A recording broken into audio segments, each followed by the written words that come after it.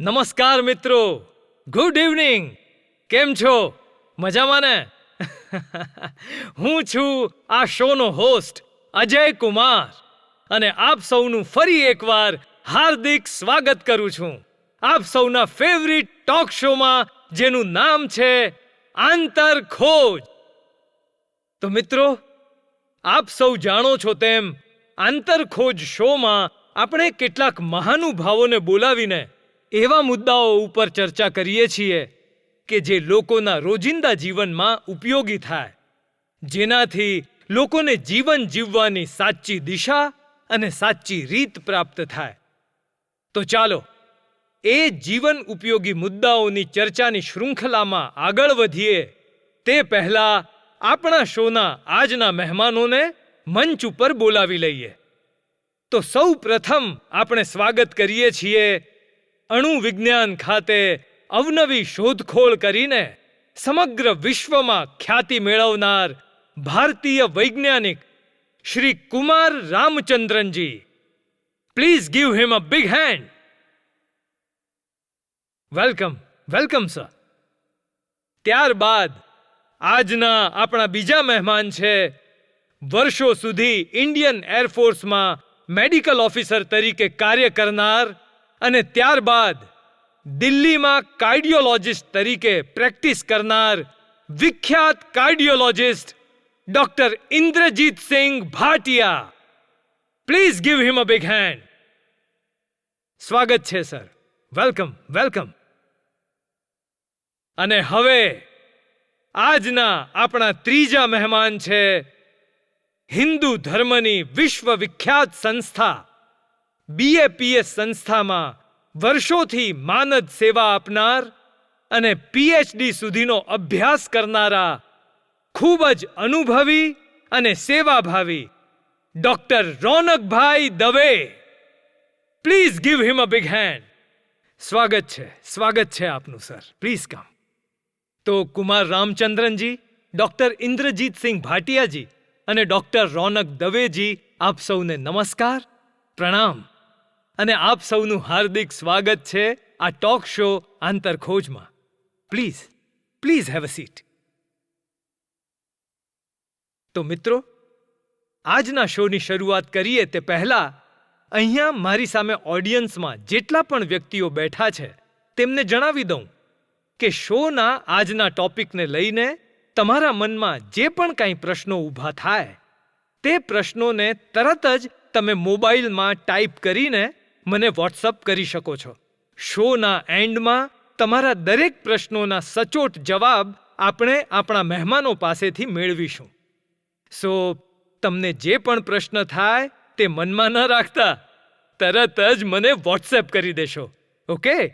મારો mobile number છે 9999293292. Okay? So let's start the show આંતર ખોજ. તો આજે આપણે જે ટોપિક ઉપર ચર્ચા કરવાના છીએ તે ટોપિક લગભગ દુનિયાના મોટા ભાગના લોકોના જીવન સાથે સંકળાયેલો હશે. ઘણા લોકો તેના પર વિશ્વાસ કરતા હશે.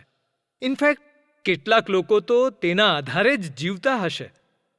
પણ કુમારજી અને ઇન્દ્રજીતસિંહજી, મને લાગે છે કે એક વૈજ્ઞાનિક અને એક ડોક્ટર હોવાના નાતે આ ટોપિક ઉપર આપને કદાચ વિશ્વાસ નહીં હોય, કદાચ આપ એમાં માનતા પણ નહીં હો.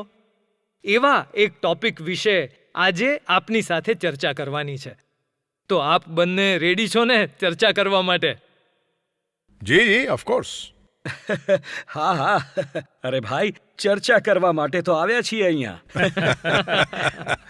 અને રોનકભાઈ, આપનો તો પ્રશ્ન જ નથી, કારણ કે BAPS જેવી ધાર્મિક સંસ્થા સાથે જોડાયેલા હોવાને કારણે આપને તો એ મુદ્દા ઉપર અતિશય વિશ્વાસ હશે જ. Let's see.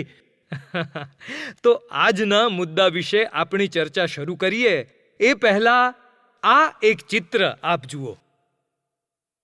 આ ચિત્રને તમે જાણો છો? શેનું છે આ ચિત્ર? ઓફકોર્સ, આ તો શ્રીમદ ભાગવતમાં જે ગજેન્દ્ર મોક્ષની વાત આવે છે તેનું ચિત્ર છે. યસ, હાથીએ પોતાની સૂંઢમાં કમળનું પુષ્પ લઈને ભગવાન વિષ્ણુને જે પ્રાર્થના કરી હતી અને પછી ભગવાને તેની રક્ષા કરી હતી એ જ વાતનું વર્ણન કરતું ચિત્ર છે ને? ઓહ યસ યસ, એકદમ બરાબર છે. ગજેન્દ્રએ જે પ્રાર્થના કરી હતી તેનું જ આ ચિત્ર છે. અને આ ચિત્ર મેં આપને એટલા માટે દેખાડ્યું કે આંતર ખોજના આજના શોનો ટોપિક પણ આ જ છે, પ્રાર્થના. હા, પ્રાર્થના. એના ઉપર જ આપણે આજે ચર્ચા કરવાના છીએ. ઓહ વાવ, ગ્રેટ ટોપિક. તો રોનકભાઈ, પહેલો પ્રશ્ન તમને પૂછવો છે કે આજના આ મોડર્ન ટેકનોલોજી અને એઆઈના યુગમાં લોકો શું ખરેખર ભગવાનને પ્રાર્થના કરતા હશે? ખરેખર લોકોને તેની જરૂર પડતી હશે? પ્રાર્થના પર વિશ્વાસ કરતા હશે? ઓફકોર્સ કરતા હશે. ભાઈ, દુનિયાના મોટા ભાગની વ્યક્તિઓ પ્રાર્થના તો કરે જ છે. કારણ કે જ્યારે માણસ હારી જાય અથવા થાકી જાય ત્યારે તેણે ભગવાનને પ્રાર્થના કરવી જ પડે છે. એના સિવાય બીજો કોઈ રસ્તો જ નથી હોતો એની પાસે. જેમ કે જ્યારે ધોરણ 10માનું કે 12માનું રિઝલ્ટ કે જેના પર દરેક વિદ્યાર્થીની, દરેક વ્યક્તિની આખી કારકિર્દી નિર્ભર છે, તે રિઝલ્ટ આવવાનું હોય ત્યારે એ દિવસે વિદ્યાર્થીઓ શું કરતા હોય છે? પ્રાર્થના. ઓકે. જ્યારે પોતાના કોઈ સ્વજન હોસ્પિટલમાં જીવન મરણ વચ્ચે ઝોલા ખાતા હોય ત્યારે વ્યક્તિ શું કરે છે? પ્રાર્થના. સારી કંપનીમાં સારા પગારવાળી જોબ માટે ઇન્ટરવ્યૂ આપ્યા પછી એ જોબ પોતાને મળી જાય તેના માટે લોકો શું કરતા હોય છે? પ્રાર્થના. બરાબર. સારી નોકરી મળે પછી સારી છોકરી કે સારો છોકરો મળી જાય અથવા તો પોતાને જે પાત્ર ગમતું હોય તે લગ્ન કરવાની હા પાડી દે અને લગ્ન માટે બંનેના પરિવારવાળા પણ હા પાડી દે તેના માટે પણ લોકો શું કરતા હોય છે? પ્રાર્થના.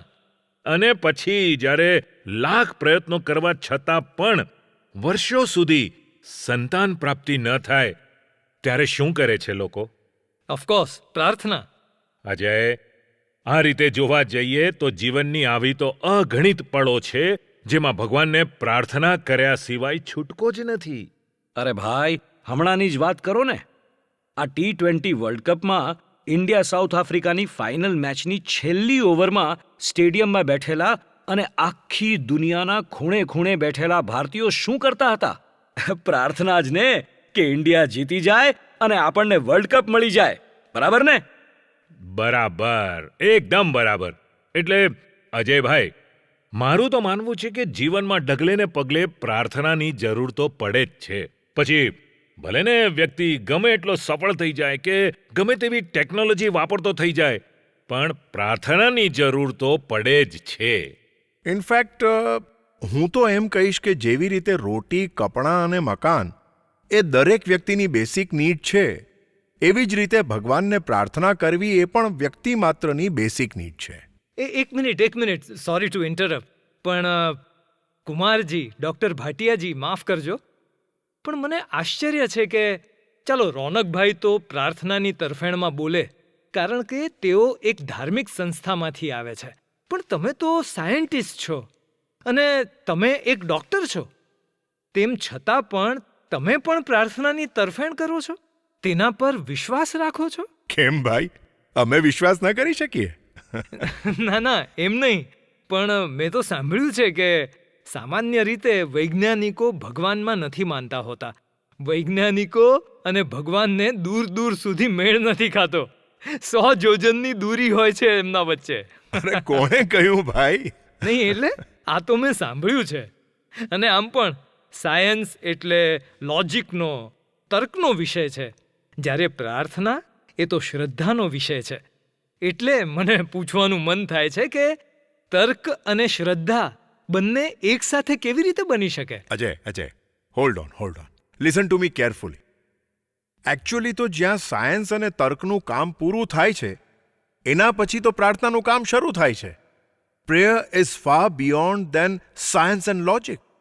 હવે બહુ જ જાણીતો દાખલો આપું છું તમને. 1970માં અમેરિકામાં અપોલો 13 અવકાશયાનમાં જ્યારે ખામી સર્જાય અને ઘણા બધા પ્રયત્નો કરવા છતાં પણ એમાં હાજર એક પણ અવકાશયાત્રી બચે એમ નહોતો, ત્યારે અમેરિકાના રાષ્ટ્રપ્રમુખ રિચર્ડ નિક્સને ટીવી પર આવીને દરેક અમેરિકાવાસીઓને ઇનફેક્ટ દુનિયાના દરેક દેશના લોકોને અપીલ કરી કે બધા ભગવાનને પ્રાર્થના કરે કે અપોલો 13ના અવકાશયાત્રીઓ હેમખેમ પાછા આવી જાય. અને એ સમયે બધાએ પ્રાર્થના કરી અને ભગવાને બધાની પ્રાર્થના સાંભળી અને બધા જ અવકાશયાત્રીઓના જીવ બચી ગયા. અરે આપણા ચંદ્રયાનના લોન્ચિંગ પહેલા પણ આપણા વૈજ્ઞાનિકો તેની સફળતા માટે ભગવાનને પ્રાર્થના કરવા મંદિરોમાં ગયા હતા. ઇવન લોન્ચિંગ વખતે પણ વૈજ્ઞાનિકો સહિત આપણે બધા પણ પ્રાર્થના જ કરતા હતા ને. સો મેં જેમ કહ્યું ને કે જ્યાં સાયન્સની લિમિટ પૂરી થાય છે ત્યાં પ્રાર્થનાની લિમિટ શરૂ થાય છે. અને રહી વાત વૈજ્ઞાનિકોની, તો મોટાભાગના વૈજ્ઞાનિકો પણ ભગવાનમાં અને પ્રાર્થનામાં માનતા જ હોય છે. વિશ્વવિખ્યાત આલ્બર્ટ આઇન્સ્ટાઈન પણ રોજ રાત્રે ઘરે જઈને પરિવાર સાથે સમૂહમાં પ્રાર્થના કરતા હતા અને સમૂહમાં ધાર્મિક ગ્રંથોનું વાંચન પણ કરતા હતા. રિયલી? આલ્બર્ટ આઇન્સ્ટાઈન પણ? શું વાત કરો છો? હા હા, અને આ ઉપરાંત પણ sir Isaac Newton, Roger Penrose, Francis Crick, Fred Hoyle, Chandra Wickramasinghe વગેરે વગેરે જેવા કેટલાય મહાન વૈજ્ઞાનિકો પણ ભગવાનમાં અને પ્રાર્થનામાં માનતા જ હતા.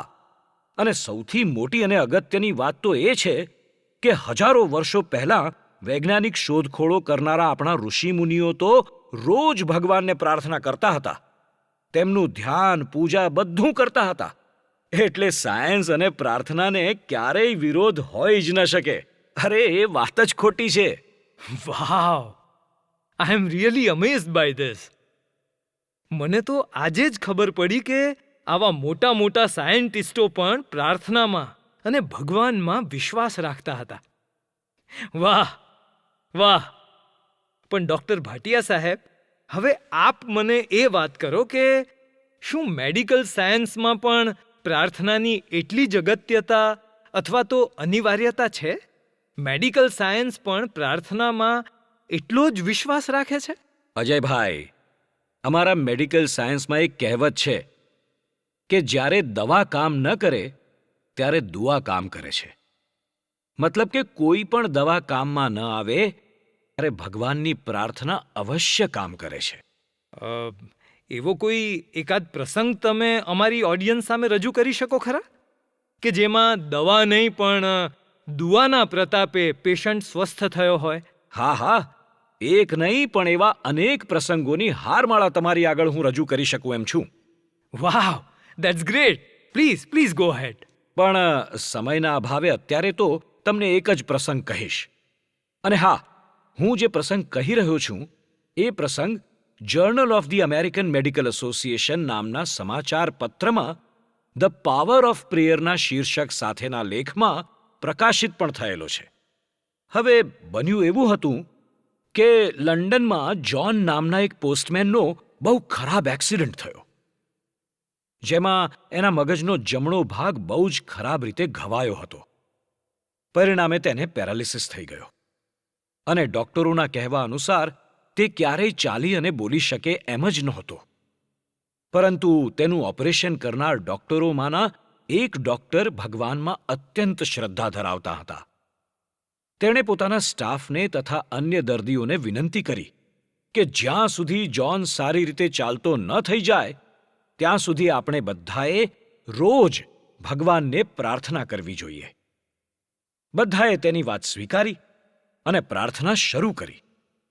બધા રોજ જ્હોન માટે ભગવાનને પ્રાર્થના કરતા અને જોતજોતામાં તો થોડા જ સમયમાં જ્હોન ચાલવા લાગ્યો અને સરખી રીતે બોલતો પણ થઈ ગયો અને એકદમ સ્વસ્થ થઈ ગયો. તો અજયભાઈ, આ છે પ્રાર્થનાનો પ્રતાપ. શું વાત કરો છો? This is really strange. એક મિનિટ અજય, હું પણ આવો જ એક અદ્ભુત પ્રસંગ શેર કરવા માંગુ છું. Oh, yes, of course. Sure, why not? Please tell. Okay, અમારા એક સત્સંગી મિત્ર છે સુરેશભાઈ પટેલ. 1989માં એક દિવસ તેમને અચાનક આમ તાવ આવ્યો. ધીરે ધીરે તાવ વધતો ગયો. એમણે ડૉક્ટરને દેખાડ્યું. ડૉક્ટરે થોડા ટેસ્ટ કર્યા પછી એમને થયું કે યુરિન ઇન્ફેક્શનના કારણે આવું થયું હશે. એટલે ડૉક્ટરે થોડી એન્ટીબાયોટિક્સ આપવાની શરૂ કરી. પણ તાવ તો વધતો જ ગયો. છેક 105 ડિગ્રી સુધી તાવ પહોંચી ગયો. એટલે સુરેશભાઈને તાત્કાલિક આઈસીયુમાં વેન્ટિલેટર પર ખસેડવામાં આવ્યા. તબિયત એકદમ ગંભીર હતી, કારણ કે દર 10 શ્વાસમાંથી 2 જ શ્વાસ સુરેશભાઈ જાતે લઈ શકતા હતા. બાકી 8 શ્વાસ મશીન દ્વારા ચાલતા હતા. તે સમયે brain, heart, kidney, liver, bladder વગેરેના લગભગ 10-12 જેટલા નિષ્ણાંત ડોક્ટરો ભેગા થઈ ગયા. બધાએ બહુ તપાસ કરી, પણ સુરેશભાઈને શું રોગ લાગુ પડ્યો છે તે નક્કી ન કરી શક્યા. છેવટે ડોક્ટરે આશા છોડી દીધી. તેમના બધા જ સગાવાલાને બોલાવી લીધા. તે સમયે સુરેશભાઈના ભાઈ અરવિંદભાઈએ પ્રમુખ સ્વામી મહારાજને આ સમાચાર આપ્યા. તે સમયે પ્રમુખ સ્વામી મહારાજે તેમને ફોન ઉપર આશીર્વાદ આપ્યા અને કહ્યું કે ભગવાનને પ્રાર્થના કરીશું, સુરેશભાઈને કંઈ જ નહીં થાય. તમે પણ બધા જ પ્રાર્થના કરજો. પ્રમુખ સ્વામીએ ભગવાન સમક્ષ પ્રાર્થના શરૂ કરી દીધી અને રોજ પ્રમુખ સ્વામી મહારાજે પ્રાર્થના ચાલુ રાખી. આ તરફ તેમના સગા સંબંધીઓએ પણ પ્રાર્થના કરી અને જોતજોતામાં અઠવાડિયામાં તો સુરેશભાઈની તબિયત સારી થવા લાગી અને થોડા જ દિવસોમાં સુરેશભાઈ એકદમ સ્વસ્થ થઈ ગયા, હરતા ફરતા થઈ ગયા. બાપ રે! મોતના મોઢામાં પહોંચી ગયેલા વ્યક્તિને પણ પ્રાર્થનાની શક્તિ પાછી ખેંચી લાવે છે. એ આ ઘટના પરથી એકદમ સ્પષ્ટ થઈ જાય છે. Super! Really amazing! Even Ajayji, અત્યારે તો ઘણા બધા રિસર્ચ પણ પબ્લિશ થઈ ચૂક્યા છે, જેમાં શરીરના વિવિધ ભાગોના કેન્સર, મગજના સ્ટ્રોક, કિડનીના રોગમાં અને ત્યાં સુધી કે એઇડ્સ જેવા અસાધ્ય રોગોમાં પણ પ્રાર્થનાના પ્રતાપે રોગોની અસરમાં નોંધપાત્ર ઘટાડો થયો હોય એવી માહિતીઓ પુરાવાઓ સાથે રજૂ કરવામાં આવી છે. સો સાયન્સ અને પ્રાર્થના અલગ છે જ નહીં. એ બંને એકબીજાના પૂરક છે. વાવ! તમારા લોકોની આ વાતો સાંભળીને મારા મનમાંથી અને કદાચ આ શો જોવાવાળા ઘણા બધાના મનમાંથી એક ભ્રમણા તો હંમેશ માટે ભાંગી જ ગઈ હશે કે સાયન્સ અને પ્રાર્થનાને કોઈ લેવા દેવા જ નથી.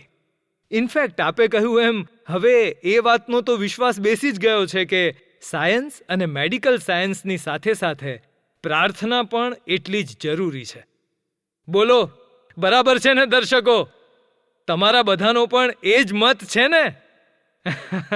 Very good. તો દર્શક મિત્રો, હવે સમય છે શોના આગળના રાઉન્ડમાં જવાનો, જેનું નામ છે સવાલ તમારા, જવાબ અમારા. તો લેટ્સ ચેક કે તમારામાંથી કેટલા લોકોને પ્રાર્થના સંબંધી કંઈક પ્રશ્નો ઊભા થયા છે. ઓહ, મારા વોટ્સએપમાં અત્યારે લગભગ 10-15 જેટલા અલગ અલગ સવાલો તમારામાંથી કેટલાક લોકોએ મોકલ્યા છે. પણ મને લાગે છે કે સમયના અભાવને કારણે આપણે આમાંથી કેટલાક પ્રશ્નોના જવાબ આપી શકીશું. સો લેટ્સ સ્ટાર્ટ. તો કુમારજી, ડૉક્ટર ઇન્દ્રજીતજી અને રોનકજી, આપ ત્રણે પણ રેડી છો ને અમારા દર્શકોના પ્રશ્નોના જવાબ આપવા માટે? તેમની મનની મૂંઝવણ અથવા ભ્રમણાઓને દૂર કરવા માટે? હા, ઓફકોર્સ. અરે, we are here for them only. Thank you so much. So let's start then. સૌથી પહેલો પ્રશ્ન છે કે જીવનના દરેક કાર્યમાં ભગવાન પાસે હાથ જોડી પ્રાર્થના કરીને ભીખ માંગવાની ક્યાં જરૂર છે? જેટલી મહેનત કરીશું તેટલું ફળ મળશે. જે નસીબમાં હશે તે મળશે. એમાં પ્રાર્થનાની ક્યાં જરૂર છે? લાગે છે કે કોઈ નાસ્તિક માણસ અથવા તો અતિશય કર્મવાદી માણસનો પ્રશ્ન છે.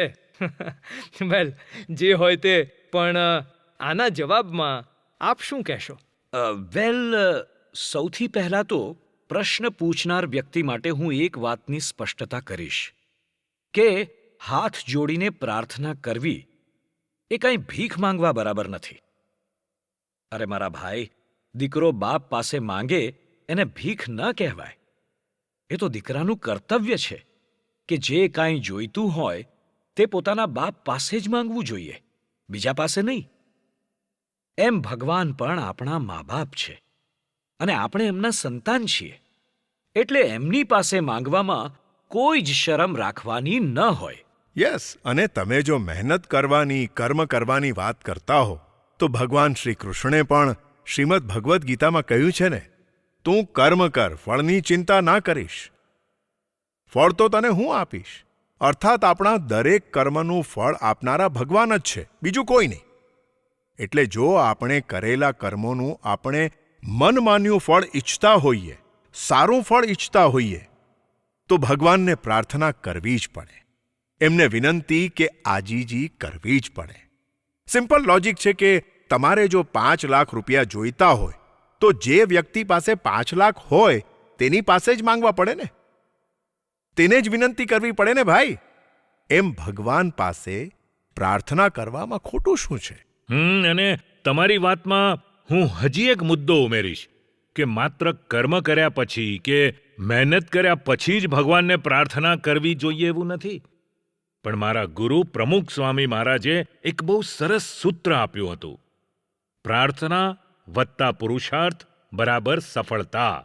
એટલે કે કોઈ પણ કાર્યમાં સફળતા પ્રાપ્ત કરવા માટે તે કાર્યના પુરુષાર્થની સાથે સાથે જ પ્રાર્થના કરતા જવું પડે, તો જ ધારી સફળતા મળે.